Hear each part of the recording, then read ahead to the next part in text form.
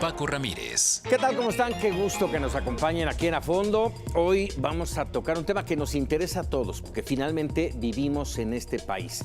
Arrancamos 2020. ¿Cuál será el rumbo de la economía? Si tenemos de entrada, nada más como preámbulo, un cierre de 2019 con un crecimiento cero.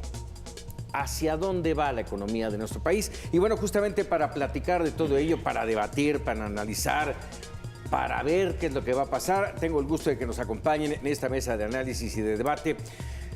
Don Luis Pasos, un gustazo. Gracias. Ya lo sabe, especialista en economía pública. Yuri Servolov, director de la Carpeta Púrpura. Muchas gracias, Yuri. Bienvenido. Un honor estar aquí. Y Enrique Díaz Infante. Enrique, como siempre, un gusto tenerte por acá. Igualmente, muchísimas Paco. gracias, director del programa del sector financiero en el Centro de Estudios Espinosa Iglesias. Y en un ratito más estará por aquí Eduardo Torreblanca Yax, también incorporándose a esta mesa de debate. Vamos, de primera instancia, diría, con ese tenor de un crecimiento cero, ¿hacia dónde va la economía de México en este 2020? Bueno, mira, cuando tú tienes una falta de crecimiento o como un negocio tuyo que va mal, pues para que vaya bien tienes que hacer cambio. Si haces lo mismo, vas a tener los mismos resultados. ¿Por qué no crecimos? Hay quienes dicen que por factores externos, que Estados Unidos, que no. Primero, para que una enfermedad se cure, hay que identificar la enfermedad. Y el problema es interno. ¿Ya lo tenemos identificado? Sí, pero hay quienes lo identifican mal. Por ejemplo, dicen, no se creció porque no hubo un mayor gasto público, lo cual es falso. No se creció porque hubo incertidumbre económica, porque se tomaron algunas decisiones, como fue la cancelación del aeropuerto, que independientemente de los miles de millones que va a costar, se tradujo en incertidumbre. Y la incertidumbre frenó la inversión. Y la inversión es la base del crecimiento y del empleo. Entonces, no fue cuestión externa. Fue cuestión de que no se cumplieron los contratos, los inversionistas se frenaron y se siguió llegando inversión. No tampoco estamos tan mal, porque aunque hubo crecimiento cero, tampoco hubo una gran inflación. Pero la gran inflación no se dio porque no hubo crecimiento. Entonces no podemos decir que fue una política muy sana, sino que fue consecuencia de que no había crecimiento. No hay tampoco más empleos, o sea, sí que se crearon, pero no lo suficiente. No lo suficiente. El petróleo, pues no se produjo lo que se debía de producir. Cayó la producción de barriles de petróleo netos de 2018 a 2019 en 7%. Entonces, todo eso lo tenemos que ver. No es posible que se hayan hecho a un lado las licitaciones petroleras. Hasta ahorita es además el 3% de la producción está fuera de Pemex. Pero podría esto meterse, vamos adelante. Entonces, sintetizando, si hacemos lo mismo, nos va a ir igual. Si mejoramos algo, pues podemos tener expectativas positivas. Pero es cuestión interna, no exterior. Malas señales, malas decisiones. Yuri, ¿compartes el punto? Pues mira, el Antón de Sáenz-Exupéry en El Principito decía una frase muy valiosa: lo esencial es invisible para los ojos. Y 2019 fue un año de la desconfianza, de incertidumbre, de incluso hasta miedo. Esperemos que 2020 sea el año de la confianza, de la certidumbre. Ahora, ¿por qué fue esta desconfianza? Que ya nos decía Luis que por esa incertidumbre no hubo ese crecimiento. Básicamente porque se desconocieron contratos, se cambiaron programas, se tomaron decisiones caprichosas y también está el elemento de que se alargó la renegociación del Tratado de Libre Comercio. Entonces, todos estos factores, junto con la curva del aprendizaje que tiene que pagar cada nuevo gobierno que empieza, que no saben cómo gastar el dinero, que no saben cómo ejercer los programas o cómo manejar los procesos, que todavía lo estamos viendo en la crisis de medicinas, o la crisis que han tenido los institutos de salud, que eran un orgullo para México, cancerología, cardiología, neurología, y que están verdaderamente Faltos sufriendo. de insumos, de médicos, de enfermeras. Ajá. Y también porque hay algo que dicen, no hay nada peor que un tonto con iniciativa. Y ha sido un gobierno con muchas iniciativas. sobre todo legisladores que hacen leyes al vapor, sobre las rodillas, apresurados, con errores. Entonces, todo eso metió mucha incertidumbre, mucho miedo. Parte es normal, porque si vas en un transatlántico y de repente el capitán ordena que den un giro de 180 grados, pues muchas cosas que están en cubierta van para abajo. Y México venía con un programa que se le llama el Proyecto Neoliberal durante 36 años, que más o menos veníamos creciendo a una tasa del 2.1%, bajo. Se habían hecho fuertes reformas que se decía que se necesitaba tiempo de que maduraran. Llega el nuevo gobierno y dice, pues ¿saben qué? Si antes íbamos para la derecha, pues ahora vamos para la izquierda. Y viene el volantazo, el viraje. Entonces esto implica para todos los empresarios, los inversionistas... Incertidumbre. Incertidumbre. Parte es normal, déjame entender las nuevas reglas del juego. El problema es que las nuevas reglas del juego todavía ni siquiera las entendemos. Sí, totalmente de acuerdo. Después de más de un año. Entonces, yo espero que este año podamos decir al final, 2020 fue el año de la confianza. A ver, por esto que acaba de decir Luis y Yuri, a mí me lleva a deducir que no tenemos un destino este 2020, Enrique. Coincido con el análisis, retomo y suscribo la falta de confianza, la falta de certidumbre por parte de los inversionistas y me temo que no hay la certidumbre ni el rumbo que quisiéramos y el rumbo lo señala pues, el Plan Nacional de Desarrollo. Ahí fue donde nos dijo López Obrador cuál es su rumbo, ¿no? Y lamentablemente, pues era, como casi todo lo que ocurre en este gobierno, pues,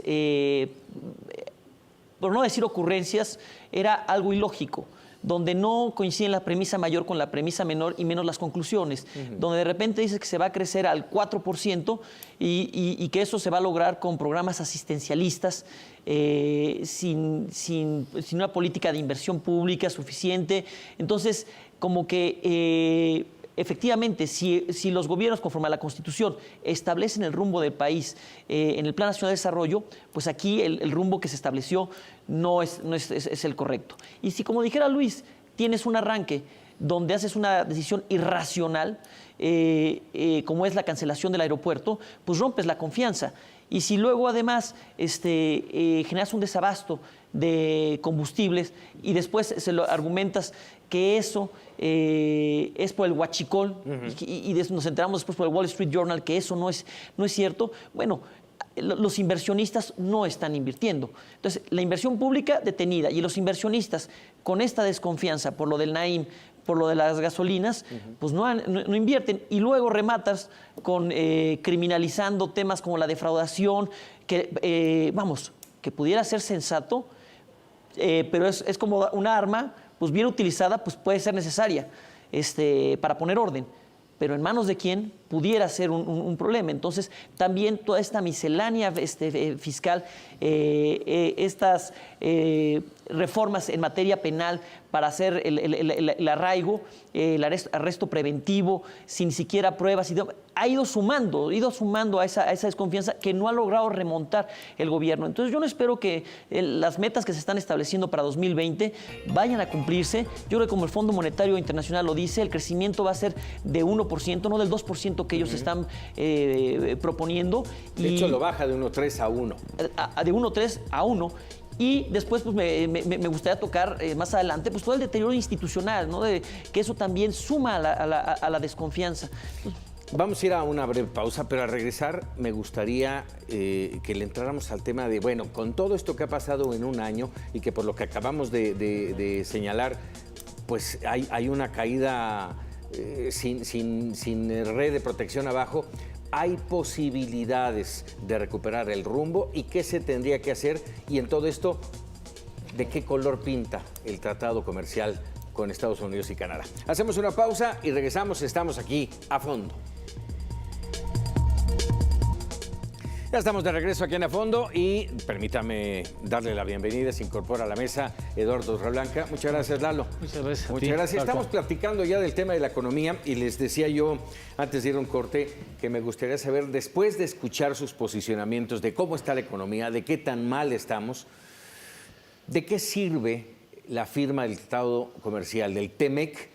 Va a ser la tablita de salvación, prácticamente está firmada, ya a fines de este mes de enero Canadá da el visto bueno y empezará todo esto que ha esperanzado tanto a la Cuarta Transformación. ¿Cómo lo ves, Lalo? Yo creo que le da una bocanada de oxígeno muy relevante al gobierno, pero no es, y por mucho, ni la tablita de salvación ni el medicamento mágico exige al gobierno recobrar la confianza, que es un activo que se ha encargado de desgastar desde que era candidato y después como candidato triunfador del proceso electoral y después como presidente, próximo presidente, lo desgastó de manera muy importante. Y ahora nos damos cuenta que era un activo fundamental, incluso que pudo haber enfrentado el reto económico sin TEMEC, con la sola confianza y la certidumbre del empresariado, ¿no? Pero parece ser que va en sentido contrario a donde la historia le está marcando. Insisto mucho nada más, aunque no es el tema fundamental, insiste en procesos como por ejemplo la refinería de Dos Bocas, que va a servir para hacer agua de horchata, porque el mundo ya no va a querer procesar petróleo. ¿Para qué nos va a servir esa planta? Es absurdo realmente que siga viendo de espaldas al futuro del país. Bueno, yo creo que lo que él acaba de decir, además sobre Dos Bocas, todavía tenemos capacidad no utilizada. Y el mismo Instituto Mexicano del Petróleo dijo que ese lugar no funcionaba y que tenía una expectativa de 20 años de pérdida. Pero pasando al TEMEX, por un lado da certidumbre, pero por otro lado no hay certidumbre de que sea positivo. ¿Por qué? Porque si bien es mejor este tratado que nada, incorpora unas reglas laborales que le quitan una gran, podemos decir, beneficio o competitividad a la economía mexicana. Los que terminaron de meterse al tratado, pues fue, hay que decirlo como fue la mafia de sindicatos de Estados Unidos. Ellos, porque viene una elección, dijeron, si no metes esto, no votamos por ti. Y los demócratas y también Trump dijo que sí. Y nosotros aceptamos porque se compró más bien el hecho de que se firmó el tratado con Estados Unidos. Pero la realidad es que no sabemos qué efecto va a tener hasta que empiece a operar. Es por primera vez en la historia que va a haber gente aquí que va a decir si se están cumpliendo el tratado o no, y van a estar checando si les están pagando a los que están dentro de las empresas maquiladoras lo que ellos quieren, que es lo mismo que en Estados Unidos. Eso es ilógico. Entonces yo no diría que nos va a sacar adelante el tratado, sino cambios internos, cambio de rumbo. ¿No hay certidumbre para los inversionistas con esto? Bueno, yo quisiera retomar algo que comentaba Enrique, de que no hay rumbo, o de que pareciera que el rumbo es que no hay rumbo. Y quizás yo podría haber tenido mucho de esta percepción a lo largo de todo 2019. Sin embargo, ya analizando a fondo, ya después de, digamos, los sustos y de los brincos, sí hay un rumbo y ya le pusimos nombre. Se llama popuneoliberalismo. Popuneoliberalismo. Es un mix de populismo con neoliberalismo. A diferencia de lo que tuvimos los otros 36 años, que era neoliberalismo. Neoliberalismo puro. Y el presidente todos los días, como decía Eduardo, le da 2 o 3 patadas a la piñata de la confianza, pero critica todo el tiempo el neoliberalismo. Yo afortunadamente he tenido algunos procesos de entrenamiento, de training, donde le enseñan a uno que lo que te choca, te checa. Y si algo te molesta tanto, es porque te ves reflejado en él. Y si al presidente le molesta tanto el neoliberalismo, es porque él toma muchas medidas neoliberales. Sí, claro. Tiene un secretario de Hacienda afortunadamente desde mi punto de vista muy neoliberal, muy bueno, muy ortodoxo, que le dio mucha confianza a los mercados. Hay un Banco de México muy neoliberal también. El de mantener un superávit fiscal en una época de caída económica es una medida neoliberal, ¿no? Entonces, y el mantener tasas de interés altas, ¿no? En esta situación donde la economía está baja. Entonces, pero le ha agregado un paquete de medidas populistas. Entonces tenemos un mix, ¿qué tanto populismo y qué tanto neoliberalismo? Ahora, quizás para darle confianza un poco a los televidentes, algo muy bueno que vimos en 2019 es la fortaleza de México, la fortaleza de la economía. Que independientemente de que llega un presidente caprichoso que toma medidas alocadas, que parece que no lleva rumbo, demostramos que tenemos una gran fortaleza como país, que hundir a México no es tan fácil, que México tiene una inercia.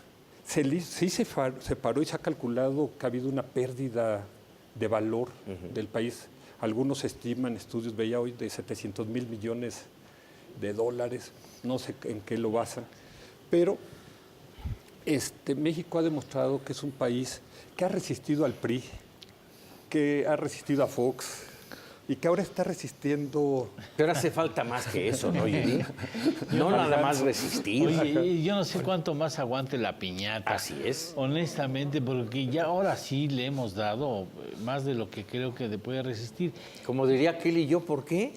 Si vamos a resistir, yo no sé cuál va a ser el costo de la recuperación y cuánto va a significar en tiempo. Y sobre todo, cuánto vamos a tardar en recobrar esa confianza que es tan importante en el país. Y a ver, me gusta mucho lo que se comentó aquí, Yuri, en relación al populismo. O sea, ¿cuál es el rumbo? Un neoliberalismo populista. Vamos definiendo términos y coincido completamente con Yuri en que López Obrador es un neoliberal. Es una persona que ha demostrado, busca el superávit fiscal, eso es el neoliberalismo, finanzas públicas sanas, globalización, comercio internacional, buscar el TEMEC, la política monetaria a través de un banco autónomo. Entonces el señor es un neoliberal, pero es a la Menem, un populista. Y el populista es la persona que busca tener un diálogo directo con el pueblo sin instituciones ni intermediarios. Entonces destrozar a los partidos, destrozar a las instituciones para él directamente ejercer el poder y tener ese diálogo. Y eso es peligrosísimo y eso te genera una incertidumbre y una inestabilidad. Entonces, pues estamos ahorita bien según la fotografía. Pero ¿y la película seguirá así o cómo se va a poner esto? Y eso es lo que preocupa en cuanto al rumbo. Respondiendo a tu pregunta de posibilidad de recuperar el rumbo, híjole, esto es momento y las señales no son buenas. Con el híjole era suficiente. Antes de ir con Luis, me acordé de la serie de Netflix del Mesías. Que se cae el avión y se mantiene vivo. Pero... No, bueno, vamos a ver si resiste el avión. Quizá para darle un poquito aquí de juego. Y no estoy de acuerdo con eso de neoliberalismo ni populismo. ¿Por qué? Porque podemos caer en pasarnos definiendo qué es el neoliberalismo. Para mí, el neoliberalismo es un nuevo liberalismo y la Constitución de 1857 era liberal y de ahí, de la Revolución, hemos venido con un intervencionismo de Estado. Pero hablar que el Banco de México es neoliberal, yo creo que está mal, con todo respeto. Es simplemente una medida económica eficiente. O sea, yo a mis alumnos les digo, a ver, los principios no son de izquierda o de derecha, funcionan y no funcionan. Entonces, si tú tienes un barco que permite emitir dinero, vas a tener inflación, en nombre del que quieras, de derecha, de izquierda, ¿no? Vas a tener inflación. ¿Qué es una política? Yo mejor hablo de neopopulismo y neoliberalismo. Pero, por ejemplo, Echeverría, López Portillo, pues estuvieron cargados a la izquierda. Y ya vimos los resultados. Salinas no fue que fuera neoliberal, es que le dijeron a Salinas, o cambia o colapsa la economía. Y me lo dijo el que fue su primer secretario de Hacienda. Salinas no era ni lo liberal ni nada, sino que simplemente le dijeron, te entregaron un país destruido, si no cambias, te llevan el tren. Ahora le entregaron, eso hay que decirlo y es cierto, a López Obrador un país saqueado, un país con el doble de deuda que podía pagar, con un Pemex saqueado, que se endeudó y no aumentó la producción. Ahora, ¿podía haberlo sacado adelante? Sí. Todavía puede, Pero ¿no? sí puede, yo creo, pero ¿qué sucede? Tuvo un secretario de Hacienda que él mismo, hay que ver la renuncia del secretario de Don Hacienda. Carlos Ursúa. Dice, no me hacían caso. Entonces, hay quienes son incondicionales y él dice que no es del todo una gente que vamos a decir nefasta, como muchos dicen, es una simple gente que dice, yo quiero que se haga esto. Y los demás, en lugar de decirle, está mal, sí señor, cómo no, Dos Bocas, cómo no, va a rifar el avión, sí señor, pues Lotería Como Nacional. era el secretario de Comunicaciones, Sí. digo, no, eso no es posible. No, ¿cómo no? ¿Cómo Al no? día Hasta siguiente revivió. hasta yo compro un boleto. Claro. Entonces, lo que le hace falta son asesores que sepan decirle no, que no tengan miedo a que se enoje. Rápidamente, por alusiones, para antes de un corte, Yuri.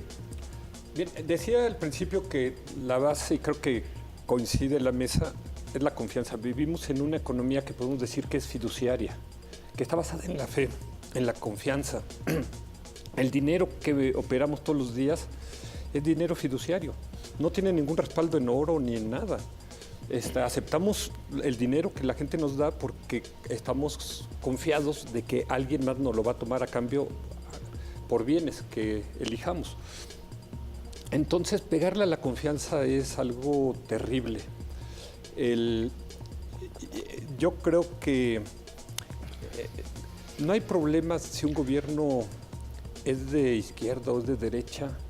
Como decía Luis, si hace bien las cosas, si sigue los principios fundamentales.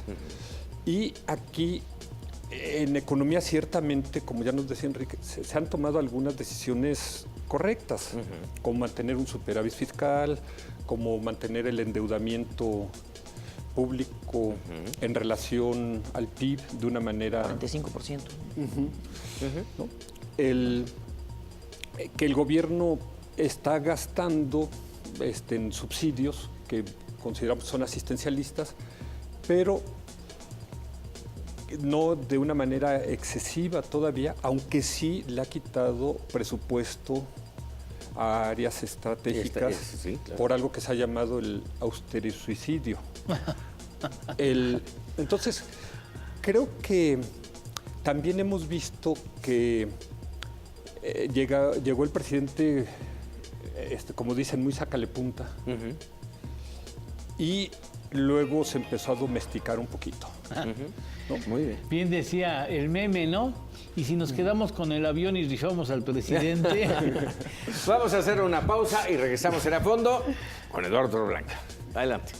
Algunos analistas señalan que en este año, en algún momento, Pemex pierde el grado de inversión, le bajan escalones a la deuda soberana, viene una presión sobre el peso que no va a aguantar, y entonces yo quiero ver al Mesías desesperado porque las cosas se le descompusieron de la noche a la mañana, como Enrique Peña Nieto, que pensaba que con el asunto de las reformas estructurales iba a inundar de dólares, iba a llover, iban a granizar dólares en la economía mexicana, y no sucedió así. Y yo quiero ver a Andrés Manuel López Obrador desesperado y molesto porque las cosas se le descomponen y no pasa la historia como el mejor presidente de México ni el más querido, ¿Creen que va a llegar ese momento? A ver, yo coincido con Eduardo, estoy preocupado de cómo va a reaccionar el presidente. Yo, por el rumbo que veo, no tengo la menor duda de que el mejor escenario al que se pueda aspirar con López Portillo, con López, podría ser el caso, refleje. Sigue siendo López. Sigue siendo López. Con López Obrador es un crecimiento promedio durante el sexenio de un 1%, no del 4% que él decía. Cuando vea que se tiene esos niveles de crecimiento, que no está viendo por lo mismo recaudación y que no puede impulsar sus programas asistencialistas, clientelares, electoreros, ¿cuál va a ser su reacción de esa frustración? López Portillo en su momento vimos que es un presidente que acabó llorando en la máxima tribuna del país y decidió irse por una medida irracional como la expropiación bancaria. ¿Será ese tipo de reacciones las que tenga López Obrador? Y la otra, y lo que decía Luis, no habiendo contrapesos, ¿quién va a detener a un presidente frustrado que tendrá reacciones peligrosas? Sí, ahí vas tú, Luis, pero ahí diría yo, no quién lo va a detener. ¿qué va a pasar con nosotros, con los mexicanos? Porque si él estaría frustrado, imagínate cómo estarían los mexicanos con un país hecho pedacitos. Bueno, más allá de De la cuestión especulaciones. personal, sí, hay dos caminos. Ajá. Una, que como aquí se ha dicho, llega el momento en que no se puede sostener el tipo de cambio, que la inflación se empieza a desbordar. ¿Por qué? Pues porque ya no se puede mantener el déficit presupuestal, que se ha ido sorteando, como voy a decir algo, me acuerdo que me contaron de un tipo que tenía 20 tarjetas de crédito. Y con una cubría la otra, con una cubría la otra, y así se hizo en 2019.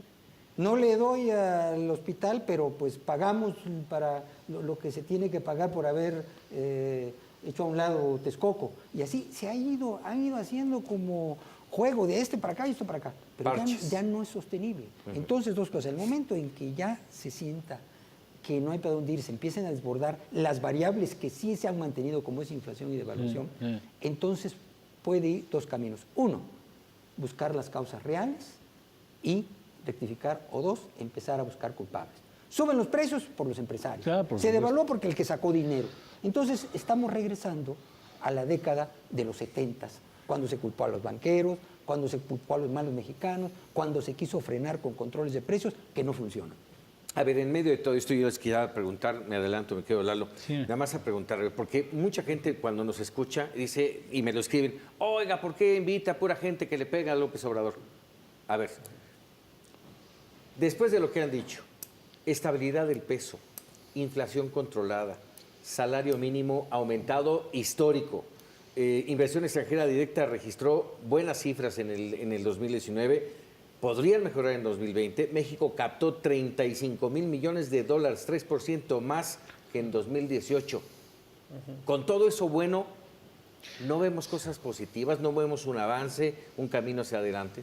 Yo creo, por eso hablaba de el neoliberalismo, porque ha habido una serie de medidas buenas. O sea, de hecho, el que el presidente nombre a un secretario de Hacienda que traía perfil de neoliberal o como le quieran llamar, que era Carlos Ursúa, y renuncia inmediatamente. Ya los mercados estaban poniendo muy nerviosos, pero rápidamente pone a Arturo Herrera. Esto habla de que el presidente de alguna manera no quiere que México llegue a la docena trágica que tuvimos de 1970 a 1982 con los gobiernos de Luis Echeverría y López Portillo, que se caracterizaron por la gente joven que nos esté viendo, que no lo haya estudiado este momento en la historia, por un exceso de gasto público, por un déficit público, por sobreendeudamiento, todo lo cual llevó a fuga de capitales, a una macrodevaluación del peso en 76. A quitarle ceros al peso. Y luego apareció el petróleo y López Portillo dijo que ahora teníamos que aprender a administrar la abundancia, y cuando los mercados internacionales del petróleo se ajustaron, él no quiso ajustar, vino la fuga de capitales y ya nos decía Enrique en qué terminó, en el establecimiento de control de cambios y luego en la nacionalización de la banca. Entonces, sí ha quedado claro que aunque López Obrador trae una mirada hacia el pasado, y muchas veces nos sentimos que viene manejando el coche con el espejo retrovisor y que no ve hacia adelante, que no ve hacia el futuro. Sí es cierto que parece que esa lección la tiene aprendida, de que no puede ser un populista irresponsable. Entonces está tratando de ser un populista, digamos, responsable financieramente. Ahora, yo era una persona muy pesimista en cuanto a qué podía pasar con las variables financieras en 2019. Y ciertamente ahí, digamos que recibí una sorpresa positiva en el sentido de que, como decías, el tipo de cambio se mantuvo, empezó a bajar la tasa de interés, bajó la inflación. Hay estabilidad, valga el término. Hay estabilidad. Y el presidente llegó a un acuerdo con los empresarios, liderados por Carlos Salazar, del Consejo Coordinador Empresarial, para hacer un paquete de inversiones que la idea es que lleguen a el 5% del PIB en los próximos 5 años, para buscar ese crecimiento del 4%. Yo estoy convencido de que México es un gran país, es una potencia económica, tiene cantidad de recursos, el tamaño del territorio, el tamaño de la población, el nivel educativo de la población. O sea, México es un país que bien manejado, en la época del desarrollo estabilizador, daba para crecimientos del 6,5%. En la época del populismo crecimos hasta el 8%, pero porque era un crecimiento de estos que nos decía Luis ahorita. México tiene potencial para crecer al 4, al 5, al 6%. Sí se maneja bien. Ahora, ¿qué es lo que dice el presidente López Obrador? Que el problema era el saqueo, la corrupción y que supuestamente ya no hay, lo cual está por verse, y que con eso y las economías va a haber un crecimiento. Y también es cierto que en México la distribución del ingreso había llegado a niveles catastróficos. El presidente cree equivocadamente que repartir dinero es distribuir el ingreso. La riqueza.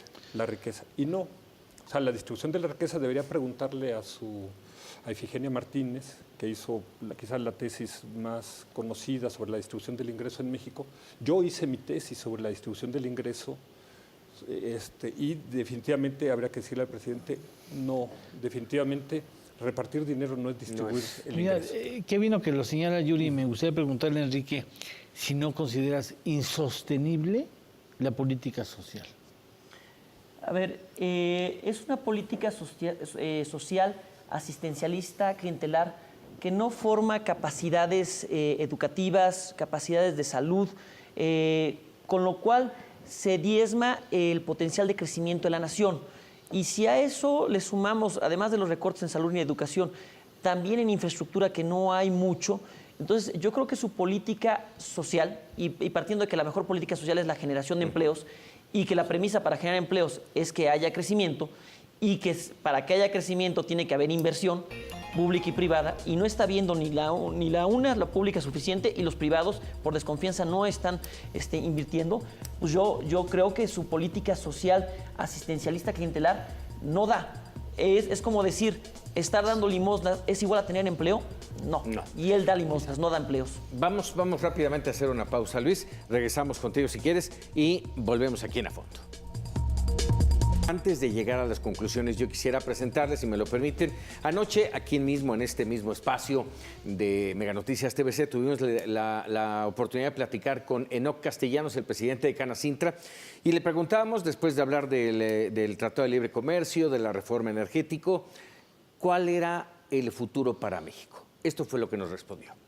Si por el contrario tenemos regresiones al pasado, nostalgia por las decisiones autoritarias, porque las decisiones se concentren en una sola persona o en pocas manos, el futuro de México, pues una vez más, tendrá que esperar.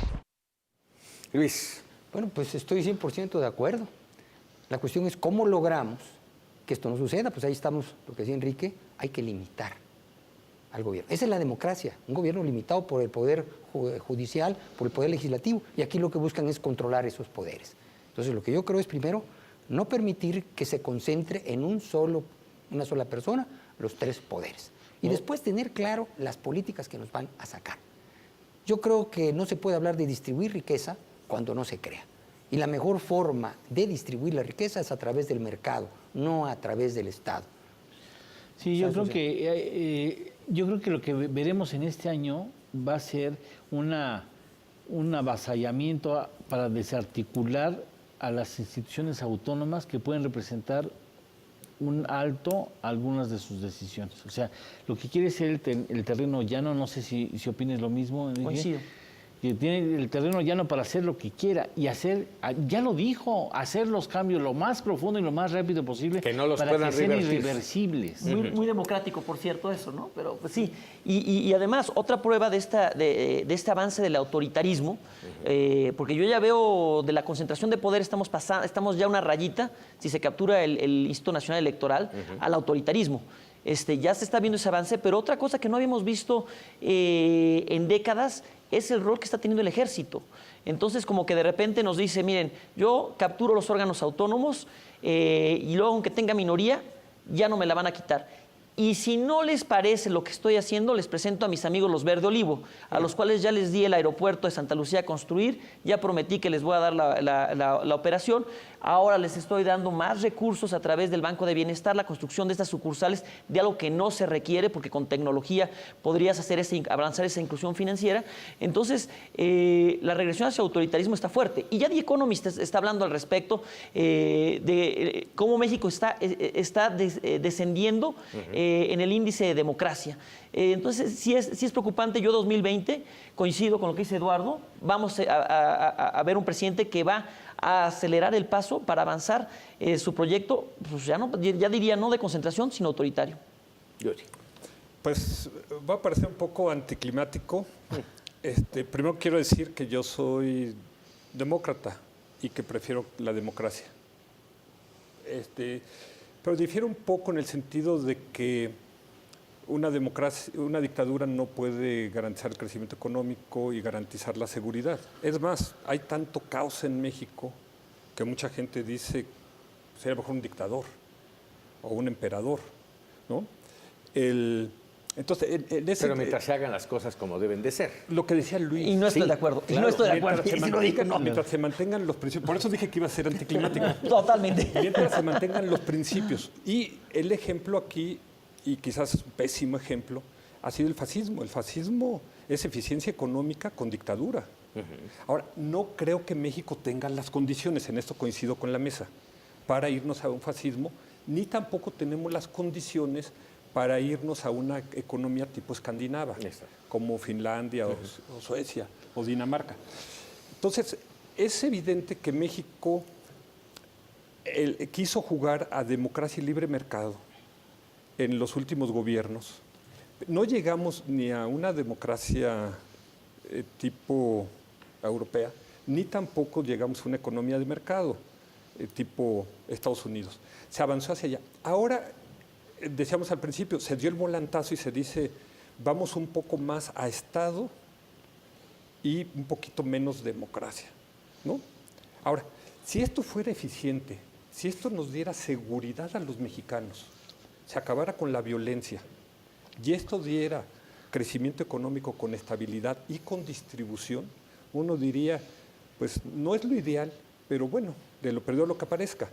Ahora, lo que sí es intolerable es un gobierno que está violando los principios que nos decía Luis y que encima de todo no es democrático y que encima de todo no controla el problema de la violencia y la inseguridad. Eso es incomestible, eso es inaceptable. Y lo autoritario también es incomestible, inaceptable y bienestar económico no compensa el autoritarismo. Ahí sí, Yuri, yo difiero completamente. Sí, porque se cancelan libertades. Lo estoy diciendo en caso hipotético, ¿no?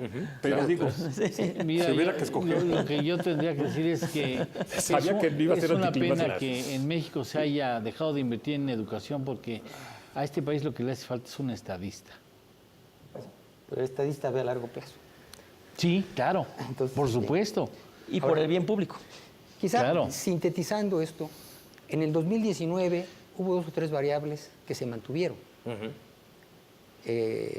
Inflación, devaluación y déficit presupuestal. Yo veo difícil que si no hay cambios se puedan mantener estas 3 variables Claro. en el 2020. Coincido. Y Sí. puede ser más difícil la situación. Tengo 35 segundos para terminar y me gustaría que sacaran sus varitas mágicas, sus esferas del futuro y me dijeran, el 31 de diciembre, ¿cómo estaremos hablando de la economía en México? Luis. Bueno, yo creo que como va ahorita, que lo mejor que puede pasar es que esté igual. Sí. Yo creo que hay un proverbio árabe que dice, quien diga lo que va a suceder en el futuro miente aunque esté diciendo la verdad. Creo que todavía no se han acabado de asentar las cosas. Creo que hay algunas cosas positivas como el tratado que se aprobó, como los proyectos de inversión que se van a anunciar a mediados de febrero en el área del sector energético, estos acuerdos que ha llegado el presidente con el sector empresarial. Creo que estas variables en el lado positivo no sé si alcancen a compensar muchas variables en el lado negativo, como los proyectos capricho, que ya se han dicho aquí, Dos Bocas, el Tren Maya, Santa Lucía, etcétera, y la decisión del presidente de no abrir las rondas petroleras. Entonces, creo que México tiene un gran potencial, pero mucho depende de hasta dónde el presidente se serena y toma las decisiones adecuadas. Así es, Enrique. Pues yo coincido con los pronósticos del Fondo Monetario Internacional, que los ha ido reduciendo las perspectivas de crecimiento. No digas eso. No, la verdad es que si no hay confianza no va a haber inversión privada, que es la que más pesa, y la pública está diezmada si no hay crecimiento y recaudación de impuestos. Y veo que lo que han anunciado su plan de infraestructura a través de modelos APPs, pues están recargados en el Estado mismo y pateas un problema. Pero la verdad es que no se va a generar el crecimiento que espera. Mi pronóstico, 1%. Eduardo. Nos va bien si nos mantenemos igual, ¿eh?